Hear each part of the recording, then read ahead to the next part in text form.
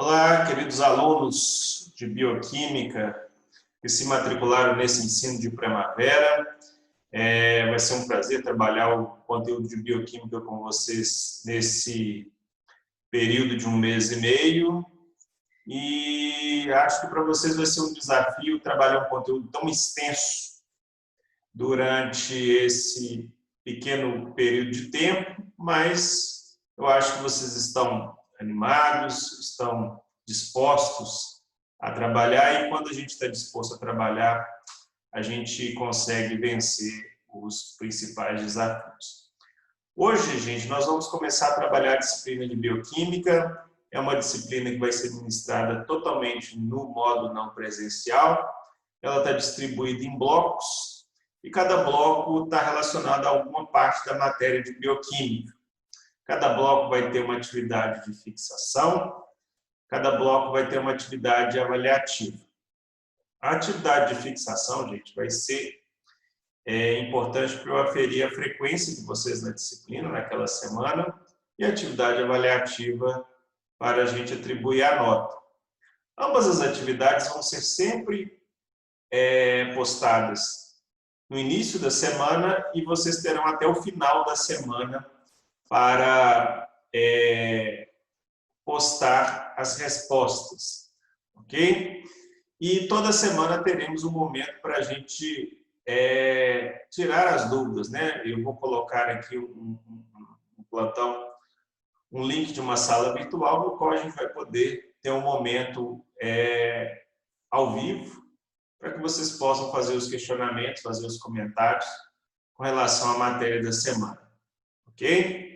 Então, vamos começar. Meu nome de novo é professor Gustavo Lacorte, e vamos começar esse ensino remoto de Bioquímica no período de primavera. Nessa primeira aula, gente, nós vamos trabalhar a introdução à Bioquímica, ou seja, qual que é o objetivo geral da Bioquímica? Quais são os fundamentos que a gente vai precisar? Quais são as ferramentas iniciais que a gente vai precisar para começar o estudo de fato da Bioquímica? Então, a primeira coisa que a gente tem que entender é o que é Bioquímica. A Bioquímica, gente, ela tem um papel fundamental de tentar explicar a biologia, né, os fenômenos biológicos, a constituição dos organismos vivos em termos químicos. Então, a gente sabe que os organismos vivos são organizados dentro dos ecossistemas, né? E esses organismos individuais são compostos por células, ou se for um organismo multicelular como a gente, ou uma planta, por conjuntos de células, né, que podem se organizar em tecidos. Mas dentro das células a gente pode ter o quê? Uma organização menor, que são as organelas. Então, as organelas compõem as células. E essas organelas são feitas de quê? São feitas de macromoléculas. E como que os organismos vivos desempenham suas funções básicas? Como que as células secretam as suas moléculas? Como que elas se comunicam com as outras? Como que o organismo se mantém vivo?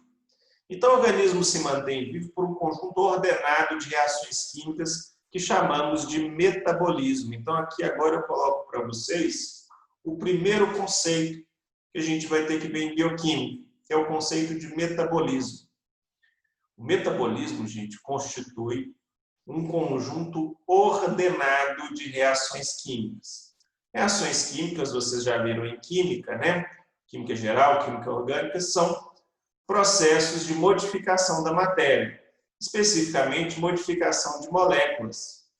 Então, esse processo contínuo e ordenado, né? Ou seja, sempre uma reação sucedendo a outra, que dá margem para outra, que sucede a outra, que sucede a outra. Esse conjunto ordenado de reações químicas é que mantém o quê? As células em constante modificação, desempenhando os seus papéis no organismo, ou desempenhando todo o seu papel se for um organismo unicelular, por exemplo, uma bactéria ou um protista unicelular. Então, o organismo vivo, em especial a célula, né, que é a unidade básica dos organismos vivos, é formado por várias moléculas que podem se organizar, né, interagir formando macromoléculas, e essas macromoléculas podem interagir ainda no nível mais complexo, que são as organelas. Mitocôndria, complexo de Golgi, ribossomos, né? A gente vai ver. E todas essas moléculas e organelas estão em constante modificação. E essas várias modificações são frutos de um conjunto ordenado de reações químicas que chamamos, no geral, de metabolismo. Então, na aula de bioquímica, nessas aulas de bioquímica, nós vamos ver quais são as principais moléculas que formam os organismos vivos, que formam as organelas da célula, e como que essas moléculas são modificadas através de reações químicas. Então, na aula de hoje, nós vamos ver quais são as principais reações químicas que ocorrem nos organismos vivos. A gente vai ver que, por mais que existam uma infinidade de reações químicas possíveis, existem 5 categorias de reações bioquímicas, ou seja, 5 tipos de reações químicas que ocorrem mais comumente ou com mais frequência nos organismos vivos. E vamos ver também quais são os tipos de macromoléculas e de biomoléculas que vamos ver que compõem as células e os seres vivos. Esse é o objetivo dessa nossa disciplina. Primeiro nós vamos ver quais são as categorias de moléculas e depois nós vamos ver como é o metabolismo, como é a modificação dessas moléculas dentro das células. Ok? Então, esse é o objetivo da nossa disciplina. E por que a gente estuda bioquímica? Porque a bioquímica ela é aplicada às várias áreas da ciência, né? Ela pode ser aplicada, por exemplo, às ciências ambientais, porque vários processos biogeoquímicos, né? Ciclagem de nutrientes, transformações de gases, por exemplo, a diminuição dos gases de efeito estufa, a renovação dos níveis de oxigênio, todas elas estão relacionadas a processos bioquímicos, ou seja, são reações químicas que ocorrem dentro de organismos vivos que prestam alguns serviços para o ecossistema, serviços ambientais. Então, por exemplo, a ciclagem de nutrientes em bactérias e fungos do solo são decorrentes de quê? De reações químicas que acontecem nessas bactérias. A ciclagem dos gases de efeito estufa, principalmente o CO2, ocorre o quê? A transformação desse CO2 em oxigênio por um processo bioquímico, a fotossíntese, que também é um conjunto ordenado de reações químicas que acontecem nos organismos fotossintetizantes, principalmente as plantas, né? A gente sabe que não é só as plantas que fazem fotossíntese, mas principalmente elas. Existem vários produtos que servem à sociedade humana que são produzidos parcialmente ou totalmente por processos bioquímicos, ou seja, por meio de reações químicas que ocorrem em organismos vivos. Um exemplo clássico é o quê? É a produção de insulina, que serve tantas pessoas com diabetes. Hoje, a insulina que é vendida no mercado é produzida a partir de quê? De bactérias modificadas geneticamente que utilizam do seu metabolismo para produzir essa insulina, mesmo que não tenha serventia nenhuma para aquela bactéria. Mas a modificação genética dessa bactéria permitiu que o quê? Que a gente utilizasse dessas bactérias para que elas, através de processos bioquímicos, produzam essa insulina para que as pessoas possam não sofrer tantos problemas da diabetes. Se a gente pegar, por exemplo, a indústria de alimentos, gente, a indústria de alimentos, vários processos de produção de derivados láticos, né? Por exemplo, iogurtes, queijos. Grande parte do processo precisa de processos biotecnológicos, ou seja, reações bioquímicas desencadeadas por micro-organismos que vivem ali naquela microbiota do leite e, por consequência, do queijo, é que vão fazer os processos de modificação da matéria-prima no produto final. Então, a bioquímica ela é aplicada a vários processos. A agricultura é extremamente dependente de quê? Do crescimento das plantas, né? E o crescimento das plantas decorre muito de quê, gente? Decorre da transformação da energia química e do CO2, utilizando a energia do sol, né? Da condensação daquele CO2 que ele absorve da atmosfera, transformando isso em carboidratos, em biomassa, né? Então, a planta não cresce do nada, não existe geração espontânea, né? Aquela biomassa, né? A planta em si, ela não sai do solo. De onde que vem o carbono, a matéria que vai constituir boa parte daquele organismo vivo, daquela planta, né? Aquilo vem do CO2 que ela capta da atmosfera, utiliza a energia do sol para desencadear uma cadeia de reações químicas que vai transformar, vai aglutinar vários carbonos que vêm daquele CO2 em moléculas complexas de carbono. Então, a agricultura se vale muito disso, que é a produção de biomassa, principalmente. A indústria farmacêutica nem se fala, né? Muitos dos fármacos agem sobre o nosso metabolismo, corrigindo processos, às vezes, do nosso metabolismo que é falho, né? Então, ou interferindo no metabolismo de patógenos, né? Por exemplo, os antibióticos, diminuindo o seu crescimento ou até interrompendo o seu crescimento. Tudo isso decorre de quê? De uma aceleração ou de uma interrupção de processos bioquímicos dentro dos organismos patogênicos. E a medicina diagnóstica é a mesma coisa. Vários testes diagnósticos, a gente está vivendo essa questão do Covid aí, são produtos de reações químicas que nos revelam um diagnóstico ou outro. Então, a bioquímica está presente em várias áreas da sociedade. Então, é por isso que vocês estão sendo convidados a assistir e aprender bioquímica, né?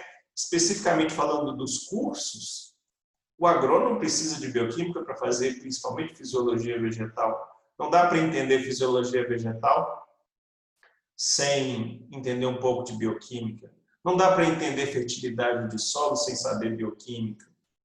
O zootecnista, nutrição animal, formulação de rações, tecnologias de leite, todas elas, gente, dependem de bioquímica. O biólogo nem se fala, né? Se a base da biologia é estudar os organismos vivos, entender como é que eles funcionam em termos químicos é fundamental. Na engenharia de alimentos, outra coisa, né? Vários processos biotecnológicos relacionados à produção de alimentos e também processos relacionados à deterioração de alimentos e conservação de alimentos têm processos bioquímicos envolvidos. Então, saber os princípios básicos da bioquímica vai te ajudar a entender o quê? A produção de produtos lácteos, né? Como funciona um laticínio, como que são os processos de conservação de alimentos, né? Porque vários agentes deteriorantes são frutos de reações bioquímicas. Então, é importantíssimo para o engenheiro de alimentos saber bioquímica. Para o veterinário, é a mesma coisa. O veterinário estuda o funcionamento dos organismos vivos, especificamente os animais e as bactérias e os patógenos, e todos eles decorrem de processos bioquímicos. Então, é importantíssimo para vocês terem uma boa base de bioquímica. Ok? Bom, então, a gente viu que um dos objetivos da bioquímica é entender a constituição dos organismos vivos, que nós vamos chamar de biomoléculas. Então, mais um conceito para vocês. Biomoléculas são as moléculas que constituem os organismos vivos. Certo? E, como toda a matéria, as moléculas são formadas por átomos. E esses átomos, para formar moléculas, eles têm que interagir. Os átomos, eles interagem na formação de moléculas através de ligações químicas. E essas ligações químicas podem ser de vários tipos, mas nos organismos vivos, nas biomoléculas, um tipo é muito importante, que é o tipo ligação covalente. Vocês já devem ter visto o conceito e os princípios da ligação covalente, mas vale lembrar aqui para vocês que a ligação covalente, ela é o fruto do quê? Do compartilhamento de elétrons entre átomos. Então, se eu pegar aqui, por exemplo, essa molécula aqui, que é uma molécula extremamente importante, que é a molécula de água, H2O, ela é formada pela união de quem? Do oxigênio a duas moléculas de hidrogênio. Então, o hidrogênio, cada hidrogênio vai formar o quê? Uma ligação covalente, ou seja, vai compartilhar dois elétrons com o átomo de oxigênio. Então, quando a gente fala que formou-se ali uma ligação covalente, significa que o quê? Que o oxigênio compartilhou um elétron com o hidrogênio, ao mesmo tempo que aquele hidrogênio compartilhou o seu elétron com o oxigênio. E esse tipo de interação entre átomos do tipo ligação covalente, ele ocorre basicamente entre quem? Entre o hidrogênio e um ametal, e entre quem? Um ametal e outro ametal. Aí a gente vai ter que lembrar um pouco desse conceito de metal e ametal. Os ametais, eles têm uma grande característica que é o quê? A tendência de não ceder os seus elétrons. Então, não é comum o quê? O ametal perder elétrons. Então, na ligação covalente, geralmente eu estou colocando para interagir átomos que não têm tendência de dar o seu elétron para o outro. E por isso que a solução ali é a formação de um compartilhamento. Então, as ligações covalentes são frutos do quê? Da união de dois átomos que estão compartilhando elétrons. E eles estão compartilhando elétrons por qual motivo? Porque o motivo de átomos fazerem ligações ou perder ou ganhar elétrons é só uma. É completar a sua última camada de valência. Então, os elétrons que orbitam em torno dos átomos, a gente já viu isso em química, são dispostos em camadas e o átomo se torna estável, menos reativo, quando ele completa a sua camada de elétrons. Então, os átomos compartilham elétrons basicamente para completar a sua última camada. Então, ele vai fazer tantas ligações quanto for possível para completar a sua camada. E como cada átomo tem um número faltante ali das suas camadas, ou seja, existem átomos que precisam de 1 para completar, tem átomos que precisam de 2, tem átomos que precisam de 3, eles vão fazendo ligações para completar essas camadas. E aí vão fazendo ligações covalentes. Então, essa é a necessidade de formar ligações covalentes. Então, a gente vai trabalhar muito com esse conceito de estabilidade da molécula, estabilidade do átomo. Então, a molécula se torna estável quando seus átomos resolveram o seu problema maior, que é o quê? Completar a sua última camada de valência. Então, o átomo que compõe a molécula, ele vai ficar reativo, ou seja, propenso a sofrer novas ligações químicas, quando ele não completou a sua última camada. Por outro lado, quando os átomos dentro de uma molécula, de alguma forma, resolveram esse grande problema de completar as suas camadas através de várias ligações químicas, a molécula se torna estável. Ok? Muito bem. Esse compartilhamento de elétrons, gente, ele pode ser homogêneo, ou seja, esses elétrons podem orbitar com igual intensidade num átomo ou no outro. E aí o que? Essa carga fica igualmente distribuída. Ou eu posso ter um átomo muito mais eletronegativo do que o outro, que no caso aqui é o oxigênio, e ele puxar os elétrons compartilhados para orbitarem mais em torno de suas camadas do que do outro, que aqui no caso é o hidrogênio, que tem menos força para puxar esses elétrons para o seu lado, e os elétrons compartilhados não vão passar tanto tempo assim do lado de cá, do lado do hidrogênio quanto do oxigênio. E aí, se todos os elétrons ficam mais para um lado do que para o outro, vai haver o quê? Uma distribuição desigual das cargas, uma vez que o elétron tem carga negativa. E aí a molécula vai ficar o quê? Tendendo a carga para um lado, negativo, onde os elétrons ficam mais, e para o outro lado a carga fica positiva, porque os elétrons que deveriam estar ali estão um lado do outro lado.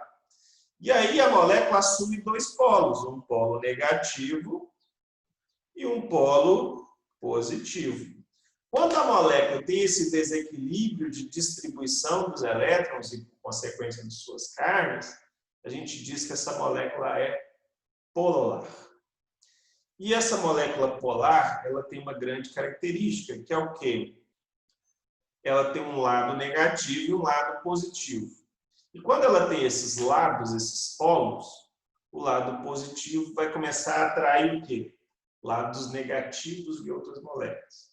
E o seu lado positivo e o seu lado negativo vai começar a atrair o quê? Lados positivos de outras moléculas. E aí as moléculas, além de formar ligações, elas podem formar o quê? Interações intermoleculares. Mais um conceito extremamente importante aqui para nós. O que é uma interação intermolecular? Então, no meio bioquímico, várias moléculas se ligam fortemente através de ligações, principalmente de que tipo? Ligações covalentes, mas também eles podem se aproximar por causa dessas cargas, ou seja, um ladinho negativo de uma molécula se aproximar de um ladinho positivo de outra molécula, e elas tenderem a ficar ali coladinhas uma na outra por essa interação de carga. Mas essa é uma interação que pode ser o quê? Desfeita facilmente. Então, não posso chamar isso de fato de uma ligação, assim como uma ligação covalente. Então, eu chamo isso de interação intermolecular. Interação entre moléculas. E uma interação intermolecular muito comum entre biomoléculas, porque as biomoléculas têm muitos átomos de hidrogênio e também de nitrogênio e oxigênio, são as pontes de hidrogênio. Então, a gente vai ver muitas biomoléculas interagindo entre si por meio de pontes de hidrogênio. Que são pontes de hidrogênio? São moléculas que têm cargas negativas, atraindo hidrogênios que têm carga positiva de outra molécula. Então, o hidrogênio de uma molécula vai estar sempre ali, mais ou menos, não vou falar sempre, mas por várias vezes com carga parcial positiva, ou seja, meio positivo ali. E esse lado meio positivo vai sempre ser atraído por um lado meio negativo de uma outra biomolécula. E esse lado meio negativo da biomolécula, geralmente, é um lugar onde eu tenho oxigênio e nitrogênio. Muito bem. Já relembramos o conceito de ligação, de interação intermolecular. Agora vamos ver que as biomoléculas, gente, por mais que existam mais de 100 tipos de elementos químicos já identificados, as biomoléculas são formadas por apenas alguns. E mais ainda, apenas 6 desses elementos possíveis da tabela periódica representam praticamente 99% dos átomos que compõem as biomoléculas. Então, se a gente pegar esse desenho que está aqui da tabela periódica, a gente pode ver o seguinte, que esses elementos aqui em verde praticamente não são encontrados nas moléculas vivas. Ah, Gustavo, eu vi num livro que, por exemplo, eu tenho o cádmio numa bactéria XYZ lá. Lógico que pode ocorrer, gente, mas não é comum. E aí, existem esses átomos aqui em amarelo, esses elementos em amarelo, que são chamados de elementos traço, que são comumente encontrados em organismos vivos, comumente encontrados em biomoléculas, mas numa frequência muito baixa. Eles são importantíssimos, por exemplo, manganês, magnésio, níquel, porém são encontrados numa abundância muito menor do que estes aqui, ó, que estão colocados em rosa. E mesmo estes colocados em rosa, eu tenho grandes diferenças para esses aqui, ó. Hidrogênio, carbono, nitrogênio, oxigênio, fósforo e enxofre. Esses 6 elementos químicos representam 99% da matéria orgânica, da matéria viva. Se a gente pegar, por exemplo, e comparar a composição de elementos químicos do corpo humano e, por exemplo, os minerais, né, da crosta terrestre, a gente vai ver que há uma grande diferença na distribuição de átomos. Então, se a gente pegar aqui, ó, esses átomos aqui, ó, são os principais. E aí, gente, se a gente comparar com a crosta terrestre, é muito diferente. Então, os organismos vivos, eles têm um viés, ou seja, eles têm uma concentração de elementos, de alguns elementos, muito grande, e a presença menor de outros. E alguns praticamente não são encontrados na maioria dos seres vivos. E se a gente pegar esses 6 principais, né, os chomps, a gente vê que o quê? Tirando o hidrogênio, o resto são o quê? São ametais. São átomos que não têm a tendência de ceder seus elétrons. Têm a tendência de ganhar elétrons ou compartilhar. E são átomos que têm o quê? Um número atômico muito pequeno. Ou seja, o número de elétrons é pequeno, o número de prótons também é pequeno. Então, o número de camadas também é pequeno. Então, a tendência ali de segurar os seus elétrons é muito grande. E por isso eles tendem a ligar entre si através de ligações covalentes. E vamos olhar aqui em especial esses 6, porque eles são a base das biomoléculas. O carbono, gente, ele tem essas 2 camadas, e a última camada para ser preenchida precisa de quê? Da entrada de 4 novos elétrons. Esses 4 novos elétrons podem ser adquiridos de uma molécula metálica ou adquiridos, por exemplo, de um hidrogênio, que tem a grande tendência de perder, ou, na grande maioria das vezes, ele vai compartilhar os seus com outros para que todos ganhem nesse compartilhamento, atingindo o seu objetivo final, que é o quê? Completar a sua última camada. Então, o número de ligações que o carbono vai fazer, normalmente, para atingir a sua estabilidade, são 4. Então, ele vai fazer 4 ligações covalentes. O nitrogênio, por sua vez, vai fazer 3 para completar. O oxigênio vai fazer 2. O hidrogênio ele é diferente. Ele pode tanto compartilhar o seu único completando a sua camada, que ele falta só mais um, mas não é raro que ele perca esse elétron para outro átomo, para um desses átomos aqui. E aí, quando ele perde o seu elétron, o que sobra nele é apenas um próton. E ele vai formar o famoso H+, que nós vamos ver para frente. O fósforo precisa de 3, ele faz 3 ligações, na maioria das vezes a gente vai encontrar eles nas biomoléculas, e o enxofre vai fazer 2. Bom, de todos esses aí também, a molécula que é a espinha dorsal, o átomo que é a espinha dorsal das biomoléculas é o carbono. Então, o carbono é o que forma o esqueleto da molécula orgânica e os outros vão se ligando aos carbonos para compor a molécula e vão dando as suas características específicas.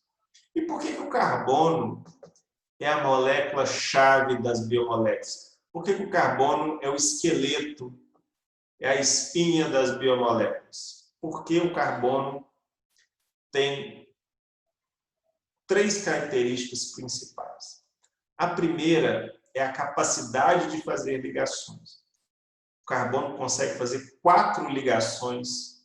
O carbono consegue fazer ligações, gente, com 4 moléculas ao mesmo, com 4 outros átomos ao mesmo tempo. Isso permite uma diversidade de ligações muito grande.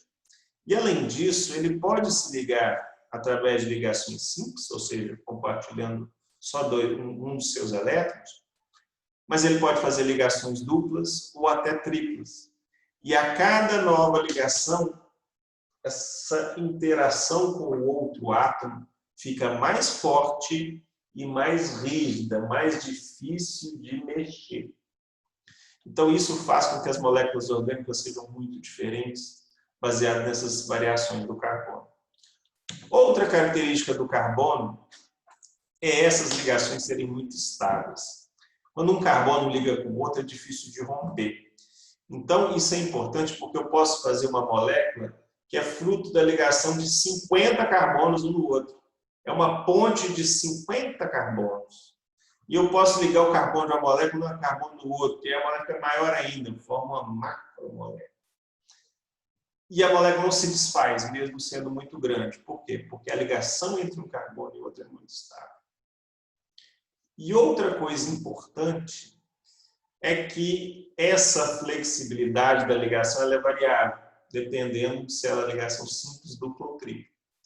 Então, uma ligação simples pode girar livremente.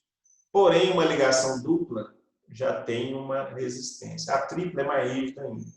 Então, a molécula tem maleabilidade se ela é fruto da ligação de vários átomos por ligações simples. Se eu começar a encher a molécula de ligações duplas, ela vai ficar mais rígida.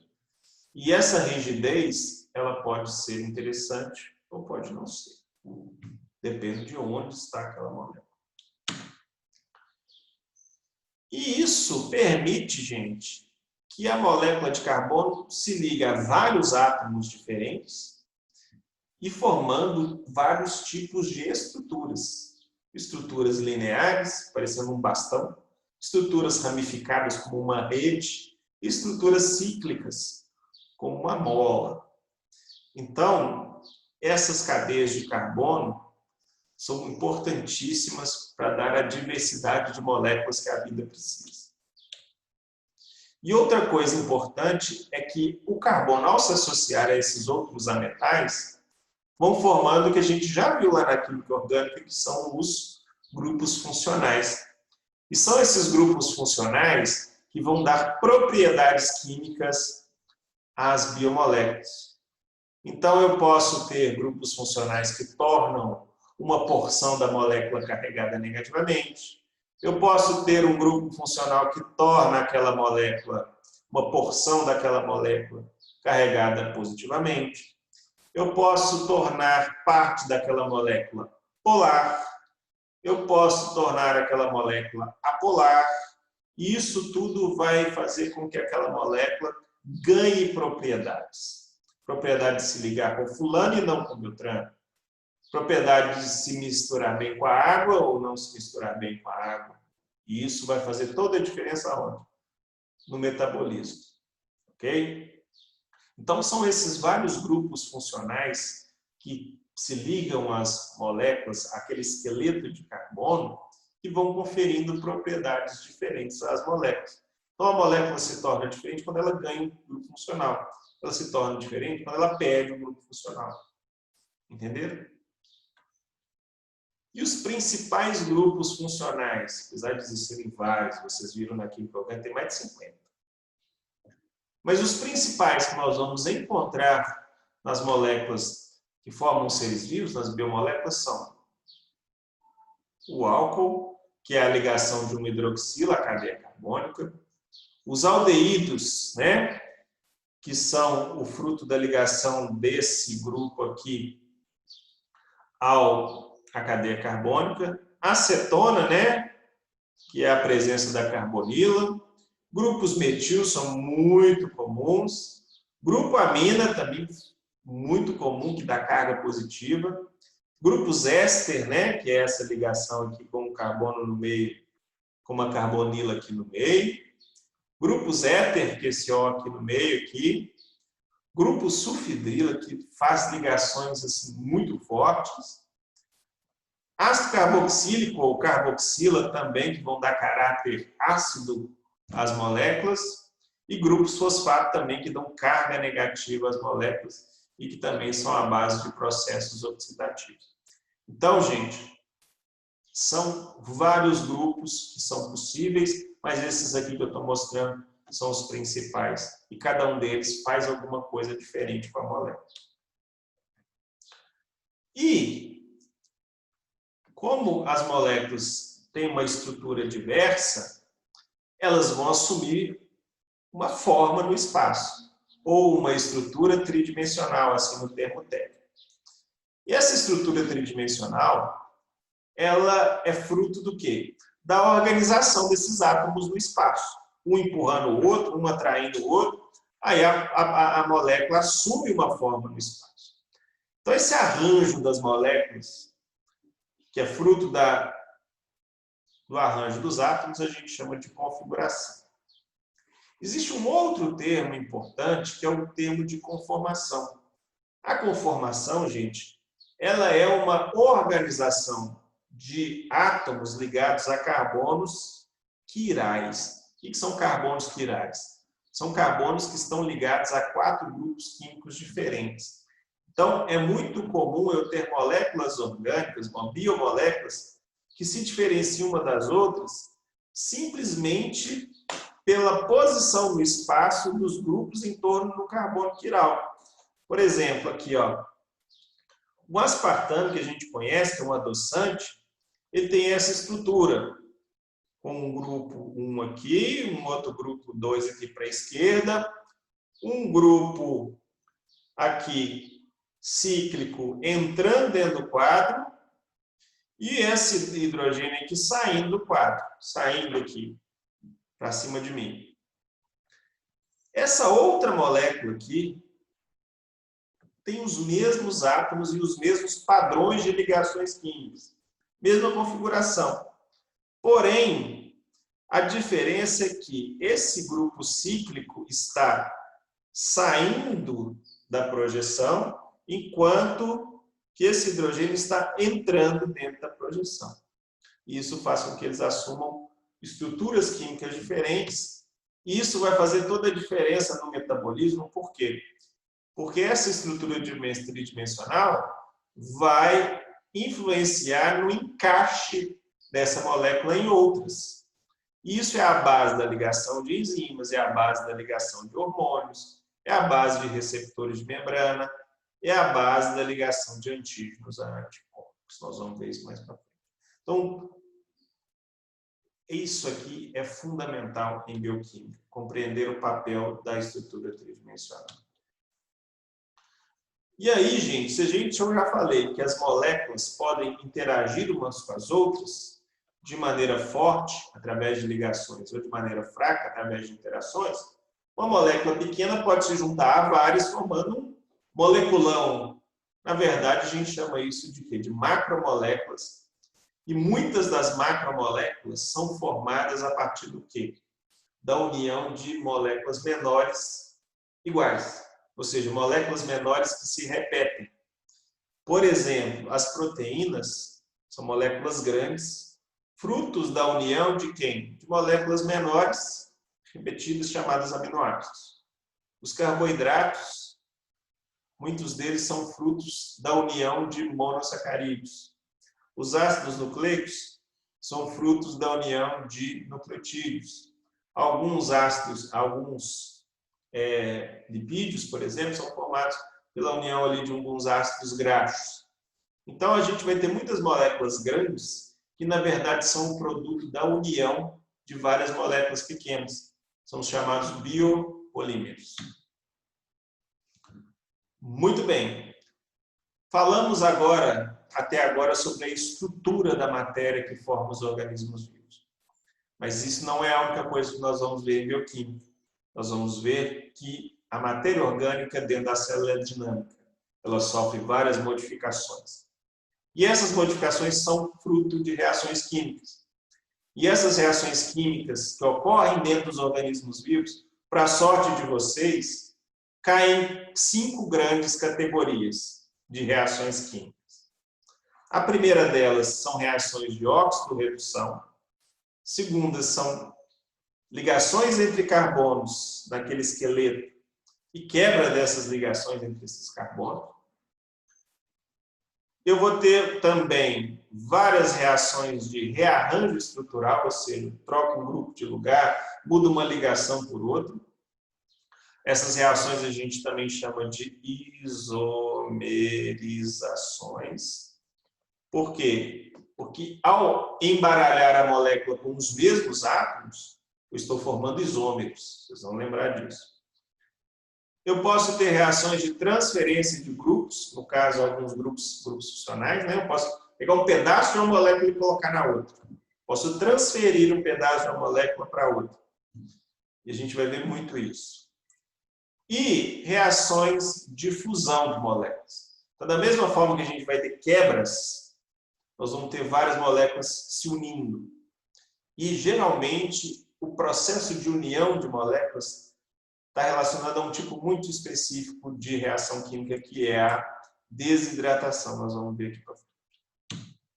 Então, o primeiro processo é a oxidorredução. A oxidação é o quê? É o processo de remoção de elétrons de uma molécula. Então, quando eu tiro elétrons de uma molécula, eu estou oxidando essa molécula. E lógico que esses elétrons não vão para qualquer lugar, eles não vão para o espaço. Quem tirou os elétrons vai ganhar. Então, a molécula que ganha os elétrons chama-se, esse processo de quem ganha é redução. E a molécula que ganha foi reduzida. E a que perde foi oxidada. Então, é muito comum que carbonos e hidrogênios passem por processos de oxidação, ou seja, percam elétrons, da mesma forma que várias reações bioquímicas decorrem do ganho de elétrons por essas moléculas, reações de redução. Segundo tipo, quebra de ligações entre carbonos do esqueleto. Então, eu tenho uma molécula enorme, quero quebrar ela no meio, geralmente eu quebro o quê? A ligação entre carbonos. E aí vai uma importante propriedade para vocês. Quando eu quebro a ligação entre 2 carbonos, eu estou, na verdade, o quê? Rompendo aquele pacto entre esses 2 carbonos, que cada um está colocando um elétron ali para ser compartilhado. Então, quando eu quebro aquela ligação, não é que cada carbono vai levar o seu elétron que estava colocando na parada, não. O mais comum é que eu tenho quebras heterofílicas, onde um dos carbonos sai com os 2 elétrons e um carbono sai com nenhum, ou seja, ele sai sem o seu. O carbono que sai sem o seu, ele vai ficar instável porque ele vai ficar com o elétron a menos. E o carbono que saiu com um a mais também está instável porque ficou com um elétron a mais. Então, quando eu quebro a ligação entre carbonos, as 2 partes não estão estáveis. Então, geralmente, associado a esse processo de quebra, eu já tenho que vir com uma solução de quê? De tampar o buraco, ou seja, fornecer um grupo que tem elétron sobrando para tampar o buraco daquele carbono que ficou sem o seu, e vir com outro grupo do outro lado da molécula, fornecendo um grupo que está com falta de elétrons para compensar o excesso da outra. Então, isso é muito comum.